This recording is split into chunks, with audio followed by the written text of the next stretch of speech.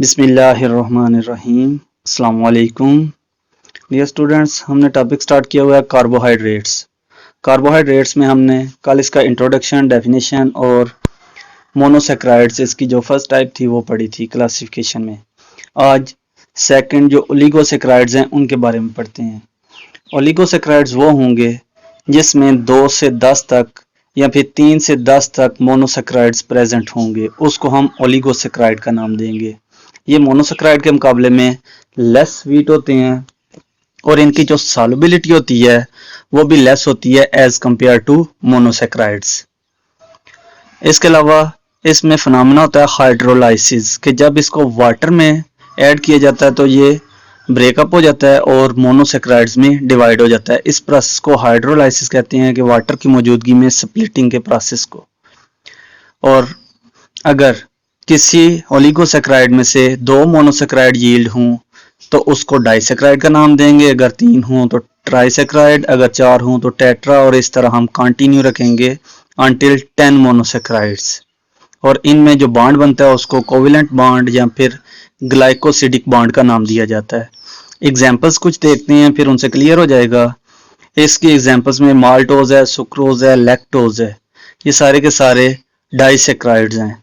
Sucrose को अगर हम देखें तो ये कैन शुगर भी इसको कहते हैं और सबसे कॉमन है, रिड्यूसिंग शुगर है। ये ग्लूकोज और फ्रुक्टोज इन दोनों के मिलने से बनती है, जैसा कि इस डायग्राम में दिखाया गया है। ये ग्लूकोज का फार्मूला है और ये फ्रुक्टोज का फार्मूला है। इन दोनों में इस जगह पे बॉन्ड बनेगा, वाटर मॉलिक्यूल रिलीज होगा और जो रिजल्टिंग मॉलिक्यूल बनेगा उसको हम नाम देंगे सुक्रोज।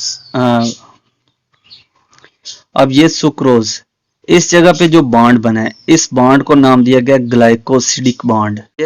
तो ये 5 बनता है, इसका भी 1 ये है, ये 5 बनता है। इस जगह से वाटर रिलीज होगा और 1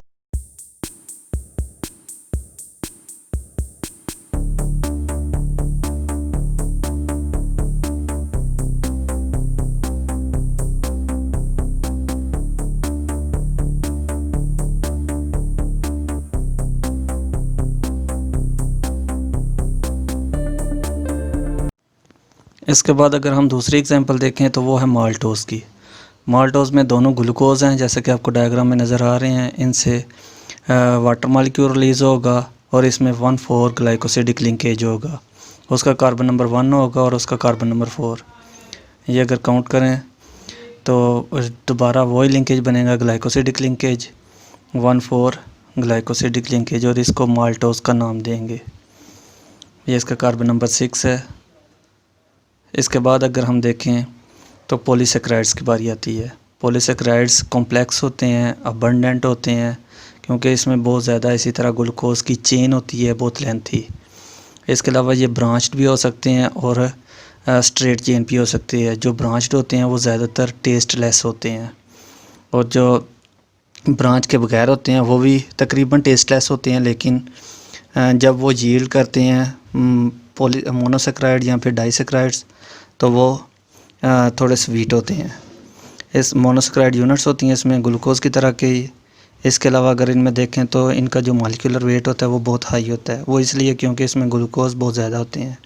ये वाटर में तकरीबन ना सॉल्युबल नहीं होते, जैसा कि पोटैटो अगर देखें तो वो डिज़ॉल्व नहीं होते।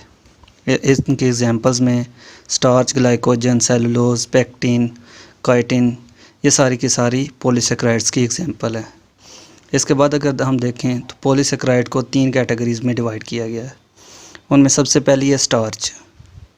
जो स्टार्च हैं वो ज़्यादातर फ्रूट्स, ग्रेन्स और सीड्स में पाई जाती हैं, जैसा कि डायग्राम में नज़र आ रही हैं। स्ट्रेट चेन भी हैं और ब्रांच चेन भी हैं। इसके अलावा अगर ब्रांच चेन हो तो वो 1,6 बॉन्ड होगा और अगर स्ट्रेट हो तो वो 1,4 बॉन्ड होगा। ये मेन सोर्स है कार्बोहाइड्रेट का एनिमल्स के लिए, और जब ये हाइड्रोलाइज होते हैं तो ग्लूकोज रिलीज़ करते हैं। इनकी 2 टाइप्स हैं, एक को कहते हैं अमाइलोज और दूसरे को कहते हैं अमाइलोपेक्टिन। अमाइलोज में सारे के सारे ग्लूकोज मॉलिक्यूल एक ही चेन में होंगे, उनमें सारी की सारी इस तरह 1,4 लिंकेज होगी। जबकि अगर अमाइलोपेक्टिन की बात करें तो उसमें ब्रांच्ड चेन्स होंगी और उसमें जो बॉन्ड बना होगा वो 1,6 होगा, जैसे इस डायग्राम में दिखाया गया है। ये नीचे वाले ग्लूकोज का 6 नंबर है और ऊपर वाले का 1। इस तरह ब्रांच चेन बनेगी। इसके अलावा स्टार्च का अगर बात करें तो ये अगर आयोडीन के साथ रिएक्शन किया जाए तो ब्लू कलर देते हैं, जो कि आइडेंटिफिकेशन करैक्टर है स्टार्च के लिए जब लैब में हम चेक करें। इसके बाद अगर ग्लाइकोजन की बात करें, ये दूसरी टाइप है, ये एनिमल स्टार्च भी कहलाता है। एनिमल्स की बॉडी में लिवर्स और मसल में ये स्टोर होता है और उस जगह पे as a storage compound act करता है ग्लूकोज को स्टोर करने के लिए। ये भी वाटर में इनसॉल्युबल होता है और अगर इसका टेस्ट किया जाए आयोडीन के साथ तो ये रेड कलर देता है। और ये भी सारे का सारा ग्लूकोज से बना होता है, इसलिए हाइड्रोलाइसिस पे ग्लूकोज देता है। और लास्ट वन है सेलुलोज। सेलुलोज प्लांट्स की सेल वॉल में प्रेजेंट होता है, ये मेजर कंपोनेंट है उस जगह पे। और ये भी ग्लूकोज से मिलके ही बना होता है, इसलिए ये भी ग्लूकोज के मॉलिक्यूल ही यील्ड करता है। लेकिन इसमें एक बात है कि ये ह्यूमन की डाइजेस्टिव ट्रैक में डिज़ोल्व नहीं होता, उस जगह पे डाइजेस्ट नहीं होता क्योंकि एंजाइम प्रेजेंट नहीं होते। ये हर्बीवोरस जो काऊ बफेलो वगैरह होते हैं उनमें डाइजेस्ट हो जाता है क्योंकि उनकी बॉडी में कुछ माइक्रो ऑर्गेनिज्म होते हैं जो सेलुलेज एंजाइम रिलीज़ करते हैं, जो सेलुलोज को ईज़िली डाइजेस्ट कर सकता है। इस तरह सेलुलोज का अगर देखें तो वो कोई भी कलर नहीं देता।